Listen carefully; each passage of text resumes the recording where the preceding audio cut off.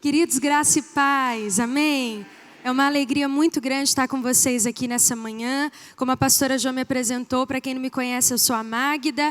Já vai fazer cerca de 1 ano e alguns meses que nós estamos indo e voltando a Boa Vista e desenvolvendo um trabalho missionário pela organização missionária Yielded Ministries Global. Tem sido um trabalho pioneiro aqui nessa região.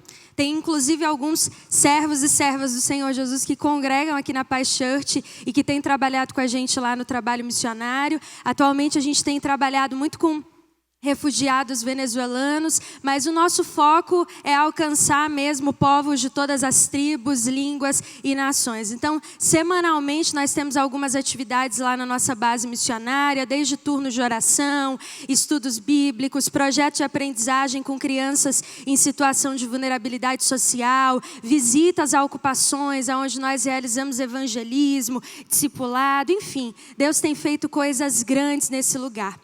E a minha alegria é que todas as vezes que eu venho a Boa Vista, volto para São Paulo, eu considero a Paz Church a minha casa. Então é muito bom, porque eu estou indo embora já amanhã, terminando esse pequeno ciclo aqui de alguns meses em Boa Vista, voltando para casa e encerrando da melhor forma. Acordei pensando nisso, encerrando com a Igreja de Jesus, com uma igreja que eu tenho um carinho tão especial. Então é muito bom nessa manhã poder estar aqui com vocês ao longo desse domingo e compartilhar uma palavra do coração de Deus para os nossos. Amém, meus irmãos? Eu gostaria muito que você abrisse a sua Bíblia comigo na Epístola de Paulo aos Romanos, no capítulo de número 1.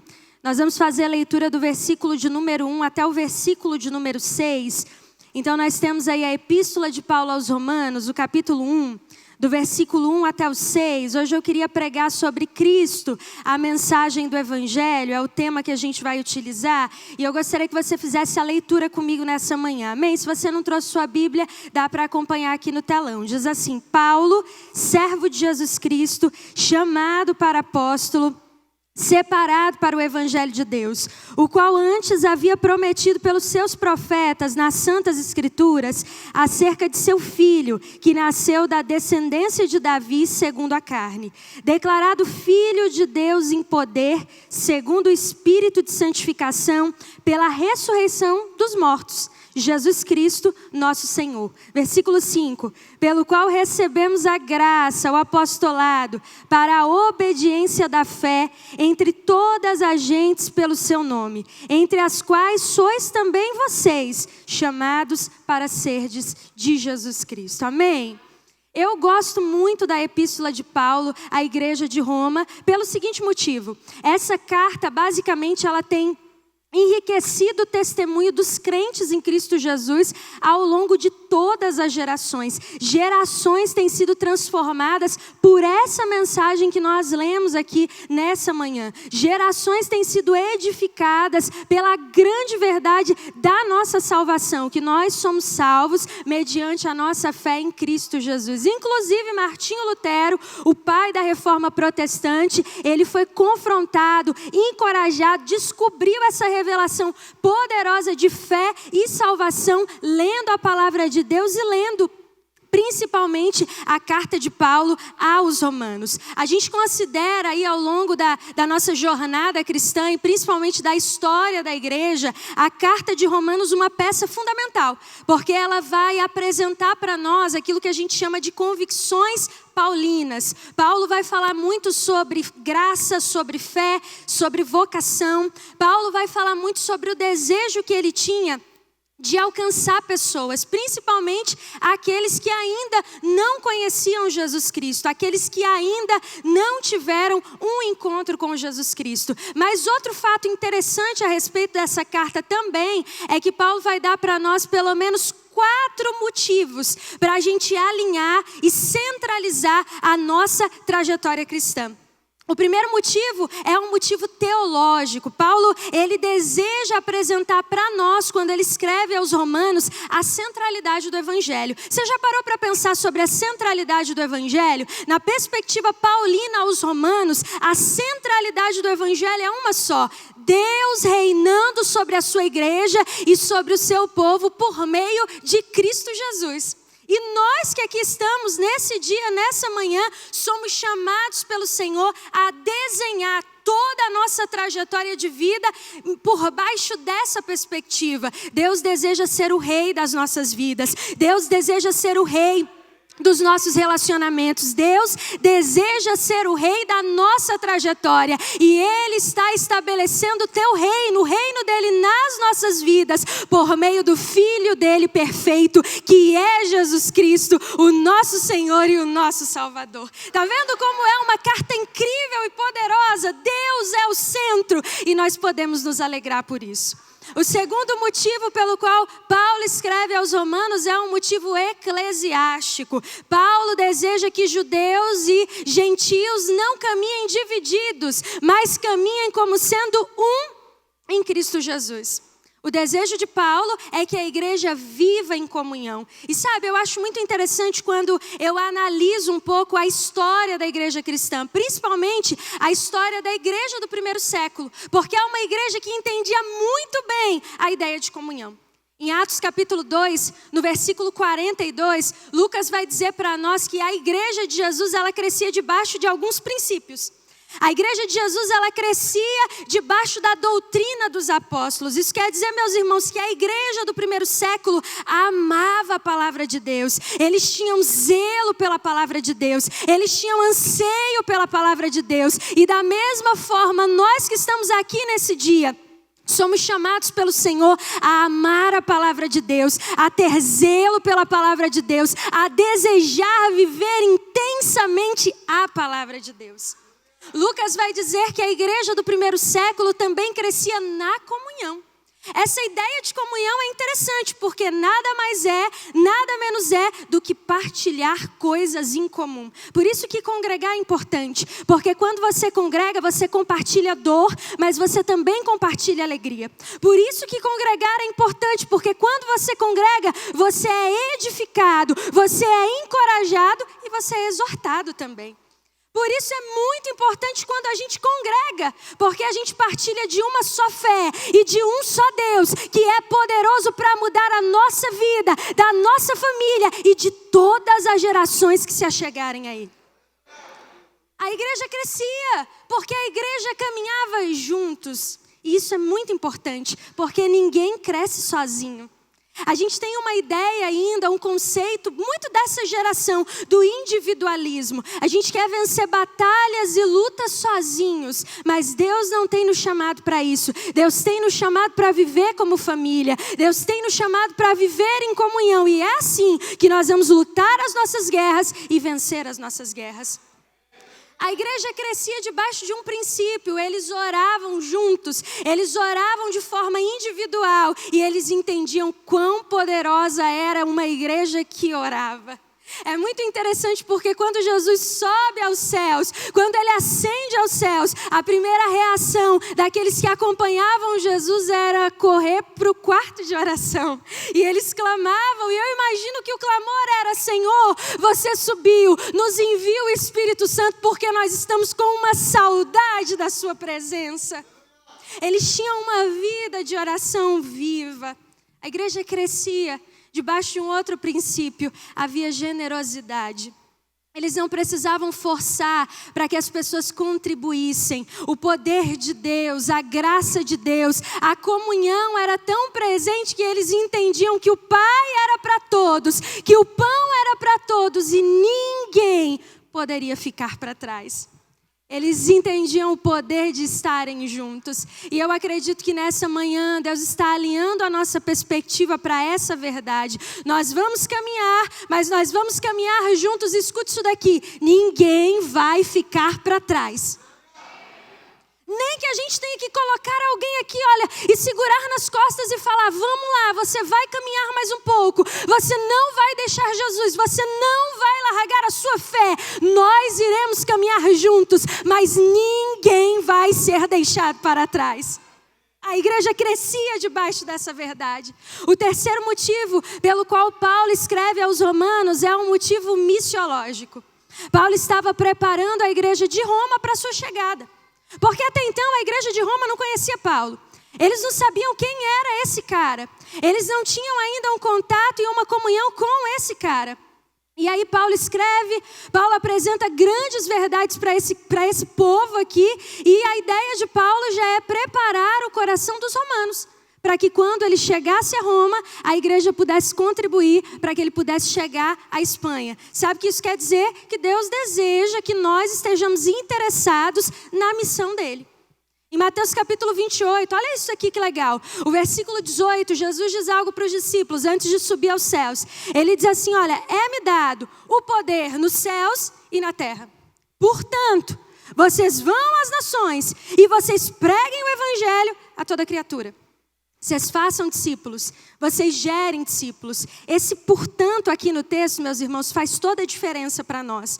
Nós não vamos às nações porque nós somos bonzinhos, até porque nós não somos.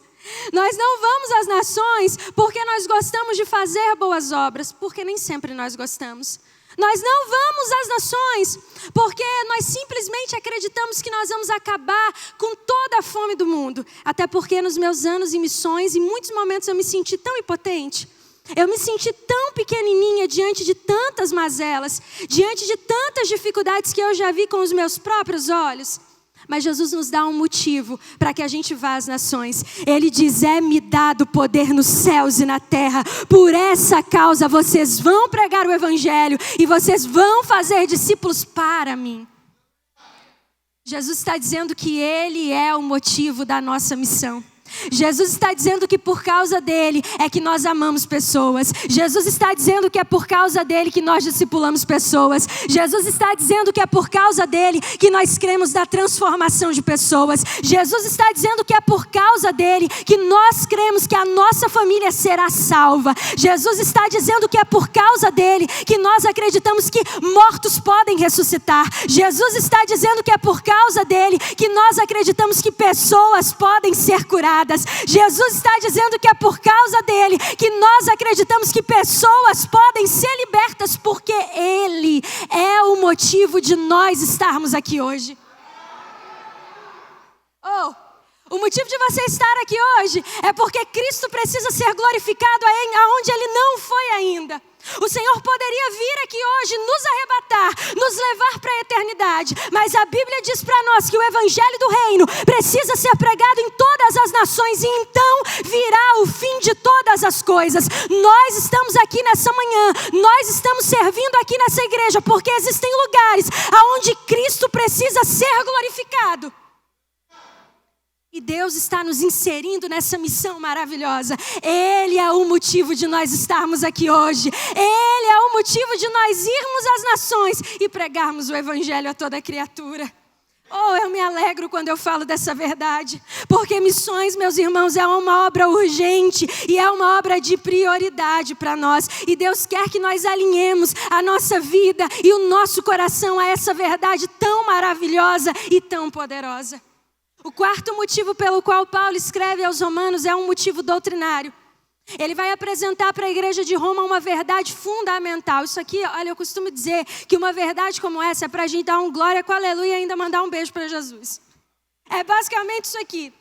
Nessa quarta verdade aqui, Paulo apresenta a verdade fundamental da nossa salvação. E qual é a verdade fundamental da salvação? Nós somos salvos pela fé em Cristo Jesus. Nós somos salvos por uma graça maravilhosa. E essa graça tão maravilhosa, tão poderosa, nos transforma.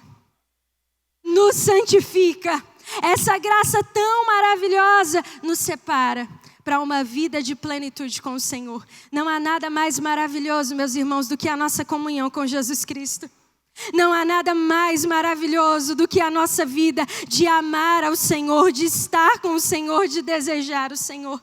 Eu encorajo você nessa manhã a caminhar debaixo desses motivos. Eu encorajo você nessa manhã a entender que além desses motivos, nessa carta de Paulo aqui aos Romanos, ele traz para nós também a natureza do Evangelho. Você já parou para pensar qual é a natureza do Evangelho? Você já parou para pensar o porquê do Evangelho ou o que é o Evangelho? Pois bem, no verso 1 que nós lemos, Paulo ele se apresenta. Ele inicia a carta dele dizendo assim, se a gente fosse contextualizar. Eu sou Paulo, servo de Jesus Cristo, chamado para apóstolo. Olha que coisa interessante. Paulo vai apresentar para nós a verdade central da vida dele. E a verdade central da vida dele não é o que ele faz, mas é quem ele é no Senhor. E isso faz toda a diferença. Eu quero que você entenda nessa noite que você não é valorizado pelo Senhor ou agraciado pelo Senhor por aquilo que você faz. Você é valorizado e agraciado pelo Senhor por quem você é nele. Por isso que antes de Paulo apresentar a função dele ou o que ele faz, ele se apresenta como alguém que pertence a um outro alguém. Ele diz, eu sou Paulo, eu sou o servo, o doulos, o escravo. Eu sou alguém que foi alcançado por uma graça maravilhosa. Eu sou alguém que por essa graça se tornou um filho de Deus. E por essa causa, hoje eu exerço uma função que edifica a igreja de Deus. Olha que coisa poderosa que nós temos aqui. Paulo entende que o que define ele não é o que ele faz para Deus, mas é o relacionamento dele com Jesus. O que define você aqui nessa manhã não é o que você faz para Deus, mas é o seu relacionamento com Jesus. É Ele que te encoraja, é Ele que te edifica, é Ele que te exorta, é Ele que te firma na presença dEle. Paulo está dizendo isso, que a natureza do Evangelho não é a igreja, você sabia disso? A natureza do Evangelho não é o pregador. A natureza do Evangelho não é nós que estamos aqui. A natureza do Evangelho é o próprio Deus, usando o pregador, edificando a sua igreja e fazendo com que nós caminhemos como salvos em Cristo Jesus, filhos transformados e santificados para a glória do nosso Deus. E isso faz toda a diferença. Porque muitos de nós, talvez se perguntarmos aqui uns para os outros, quem você é? Nós vamos nos identificar primeiro pelas nossas funções. Eu sou a missionária Magda, eu tenho tantos anos, eu faço tal coisa, eu sou tal pessoa. Mas eu quero que nessa manhã você inverta um pouco isso. Quando alguém perguntar quem você é, seja claro, eu sou filho de Deus, eu sou alguém que foi transformado pelo Senhor Jesus. E por causa dessa transformação poderosa, eu estou dizendo sim para a missão que Ele me confiou, que Ele me concedeu. Meus irmãos, Deus é a natureza do Evangelho. Deus precisa ser a centralidade das nossas vidas. John Piper vai falar algo muito interessante. Ele vai dizer que a natureza do Evangelho, ela está pautada em 3 grandes verdades. A primeira grande verdade é que nós servimos a um Deus que, além de Criador, Ele é soberano. Oh, meu irmão, isso encoraja tanto meu coração. Ainda mais em tempos tão difíceis de pandemia. Ainda mais em tempos em que tantos irmãos e irmãs têm chorado pela perca de entes queridos. Ainda mais em um tempo em que parece que está tudo reviado. Sabe o que conforta e consola o meu coração? É saber que Deus é Criador e que além de Criador, Ele é soberano. Escute algo, nada saiu do controle de Deus. Nada saiu do controle de Deus. Nada.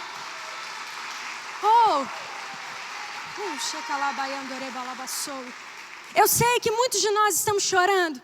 Eu sei que muitos de nós estamos sofrendo, não só por perca de pessoas, mas muita gente perdeu também coisas importantes. Dinheiro, perderam emprego, estão começando a vida de novo, mas isso nos alegra. Deus não perdeu o controle, ainda que nós tenhamos perdido o controle de algumas coisas. Essa é a natureza do Evangelho. Deus é Criador e Deus é soberano.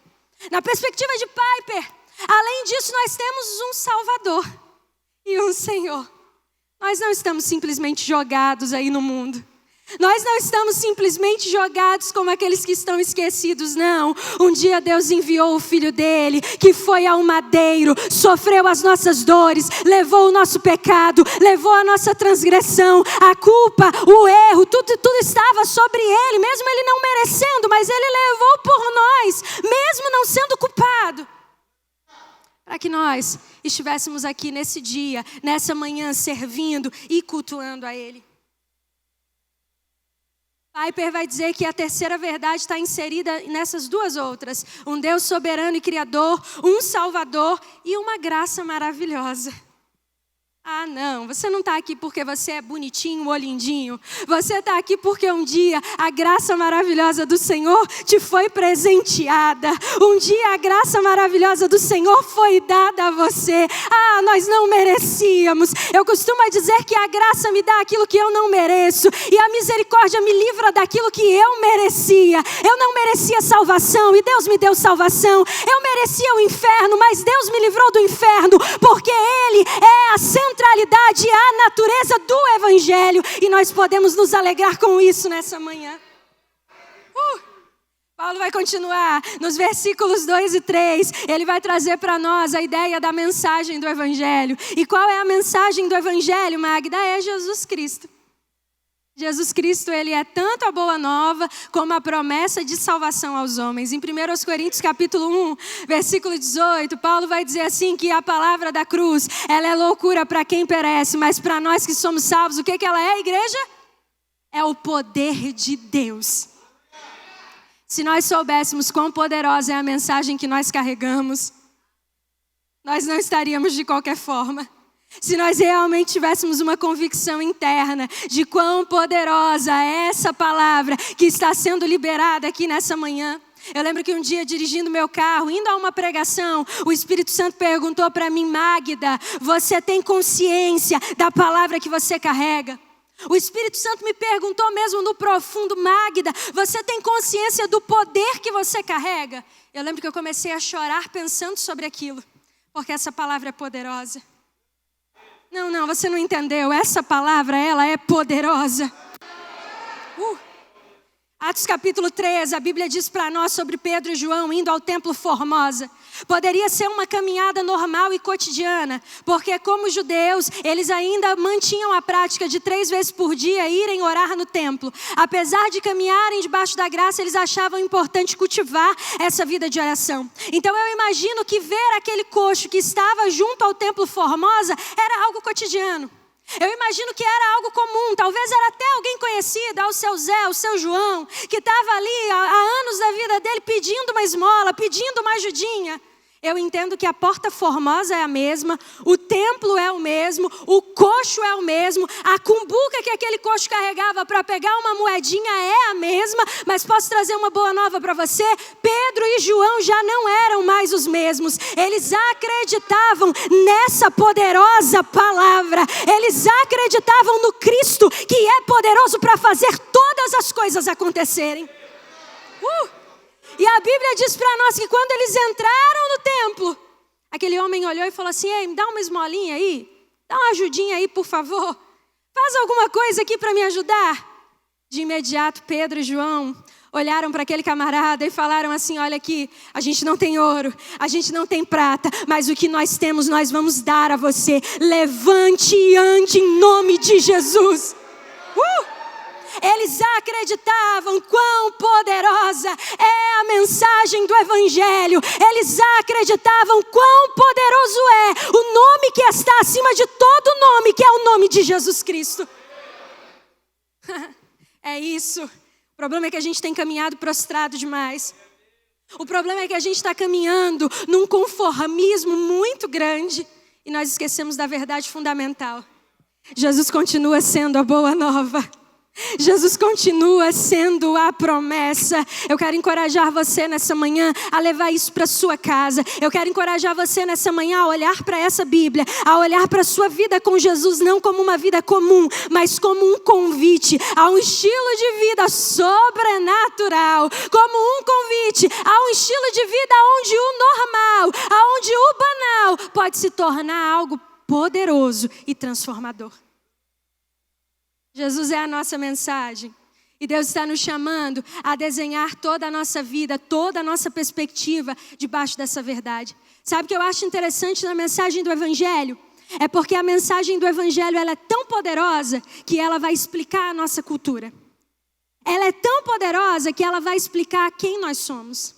A mensagem do Evangelho ela é tão poderosa que ela vai explicar como devem ser os nossos relacionamentos. A palavra de Deus ela é tão poderosa que ela vai dizer para nós como nós devemos pregar essa mensagem que é poderosa. A palavra de Deus ela é tão poderosa que ela foi revelada inclusive na nossa cultura. Sabe uma das coisas que eu acho mais fantástica no Evangelho? É o fato de Deus ter sido feito homem e habitado entre nós. Já parou para pensar quão louco é isso? Deus se fez homem e habitou entre nós. Foi formado no ventre de uma mulher. Eu não sou mãe, mas eu imagino que muitas mães estão aqui. Se tem uma coisa que eu acho divina e fantástico, é a jornada de uma criança sendo gerada dentro do ventre. É a jornada de uma mulher ter toda a sua estrutura de corpo mudada para adaptar um outro serzinho dentro dela. Você tem noção que Deus se fez homem, habitou entre nós e foi gerado no ventre de uma mulher? Deus fez homem. Deus caminhou na terra. Ele aprendeu uma profissão. Gente, que coisa absurda. O Deus que fez os céus e a terra com uma palavra dizendo haja. É o Deus que aprendeu uma profissão. Se sujeitou a leis do tipo comer, dormir, estar cansado. Deus se fez homem. Deus se revelou a nós de forma poderosa na nossa cultura. Ele se deparou com um povo rebelde, com um povo endurecido. O Deus Criador andou com publicanos, com pecadores, se assentou com prostitutas. O Deus Criador andou na nossa cultura e, inclusive, se fez homem, para que nós pudéssemos ser alcançados e hoje, nessa nossa cultura, nos chama como homens a alcançar outros homens. O Evangelho é poderoso, porque o Evangelho junta pessoas de todos os lugares. Eu vim lá de São Paulo para cá. Pessoas de Boa Vista estão indo para São Paulo, estão indo para outras localidades. Venezuelanos estão vindo, outros estão partindo, porque o Evangelho é poderoso. O Evangelho é tão poderoso que ele é transportado de um local para o outro. Há um grande envio acontecendo. Eu acredito que depois que tudo isso passar, as fronteiras se abrirem, eu tenho fé no meu coração, irmãos, que nós vamos enviar muitos missionários para as nações. Amém? Vocês creem nisso comigo? O Evangelho, ele é poderoso porque ele é para todos os povos, tribos, línguas e nações. Deus tem juntado seus eleitos. Deus tem juntado pessoas para servirem a Ele, para caminharem com Ele. O Evangelho é tão poderoso porque Ele nos aceita como nós somos, mas Ele não nos deixa do jeito que nós estamos. Porque nós temos um encontro com Jesus. E aí nós temos o efeito do Evangelho. E o efeito do Evangelho é um só, a transformação. Paulo, nos versículos 5 e 6, ele vai dizer que nós recebemos de Deus, por meio de Cristo Jesus, a graça para a nossa salvação. O apostolado, isso quer dizer a nossa missão. Nós estamos aqui para alcançar outras pessoas. E Paulo vai dizer que nós somos chamados pelo Senhor a caminhar em obediência por fé. Isso quer dizer que Deus está nos chamando a desenhar a nossa vida por meio de uma transformação e santificação. Porque é impossível nós termos um encontro com Jesus e permanecermos da mesma forma. E nós precisamos ter clareza disso. Em João capítulo 4, nós vemos Jesus encontrando uma samaritana. E essa samaritana, eu costumo dizer que ela carrega muitos paradigmas. O primeiro paradigma é de gênero, porque ela é uma mulher. Ela não tem muita voz na sociedade. Ela não tem muito o que fazer na sociedade porque ela nem é muito valorizada no contexto dela. O segundo paradigma é um paradigma político, porque judeus e samaritanos não se falavam, não se relacionavam por questões políticas desde o Antigo Testamento. O terceiro paradigma é um paradigma religioso, porque judeus e samaritanos, eles não adoravam nem no mesmo lugar.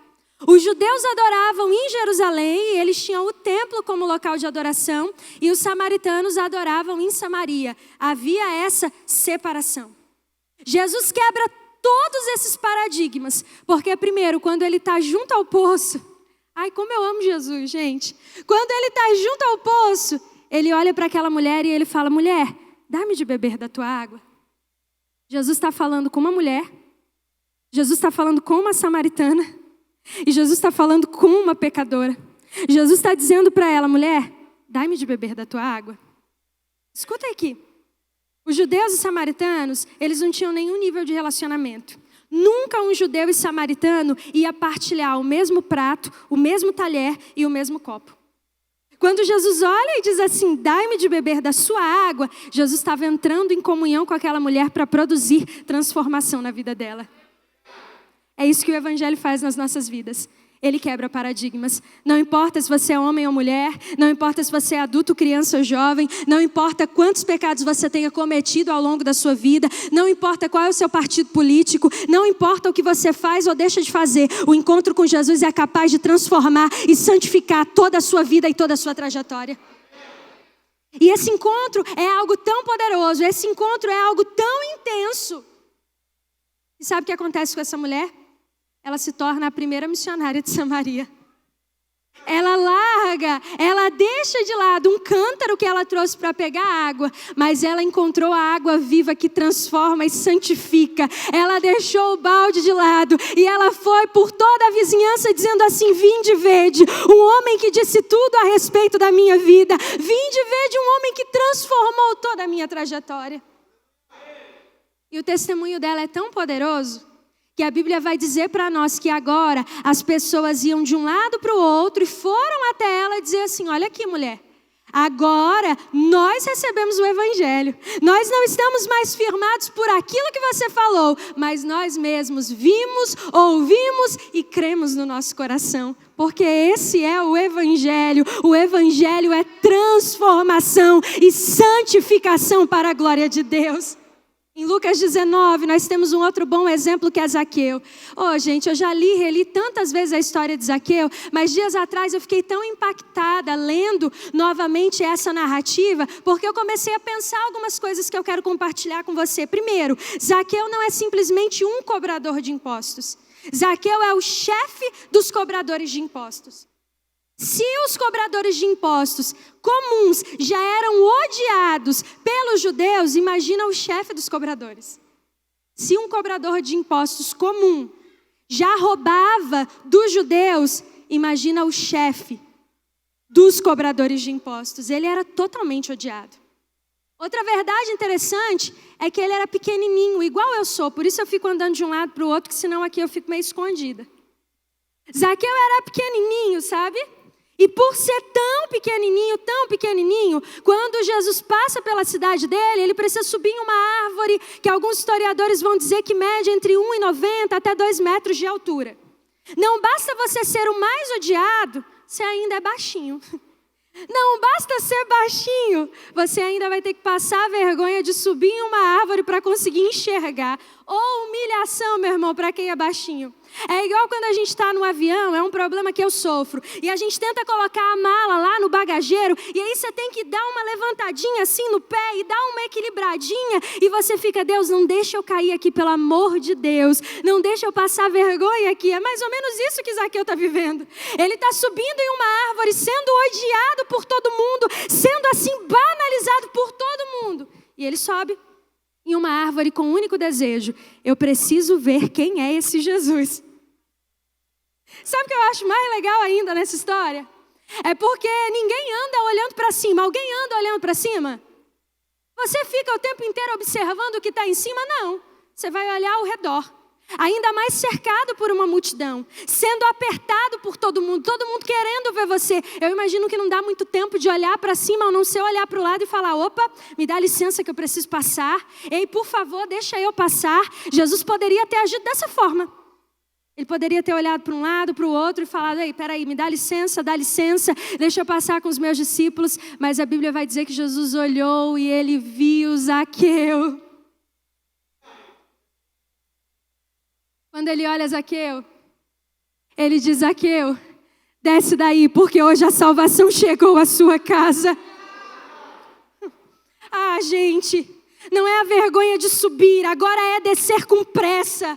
E quando Zaqueu desce com pressa, ele olha para Jesus, eu imagino Jesus olhando para ele com um olhar de graça, de misericórdia, e a multidão dizendo: não, você não pode entrar na casa desse cara. Ele é um publicano, ele é um traidor, você não pode entrar na casa desse cara. De imediato, olha o que o Evangelho produz, gente, transformação. De imediato, Zaqueu olha para Jesus e fala assim: Senhor, se você quiser, eu dou tudo que eu tenho aos pobres, eu abro mão de um monte de coisa, mas por favor, entra na minha casa, por favor, muda a minha história e não vá embora. Escuta isso. Pela lei, Zaqueu ele poderia simplesmente dar uma porcentagem do que ele roubou e restituir. Era algo que a lei deixava bem resolvida. Só que a Bíblia vai dizer para nós, e quando a gente vai meditando no texto, a gente vai entendendo isso. Zaqueu ele não queria dar apenas uma parte daquilo que a lei dizia. Zaqueu queria dar o dobro daquilo que a lei estabelecia, porque a riqueza dele já não era nada comparado à graça e à transformação que ele viu e encontrou em Jesus Cristo. Por isso que eu falo que viver debaixo da perspectiva da graça é mais radical do que debaixo da lei. As pessoas dizem assim, pastora Jo, não, a lei é muito radical. Não, a graça ela é radical porque ela exige tudo que você é. Ela transforma você do jeito que você está e ela muda a tua história por completo. Esse é o evangelho. Zaqueu não deu apenas o que era exigido, o que era pedido. Zaqueu deu tudo, porque ele encontrou Jesus, ele encontrou a transformação e a santificação.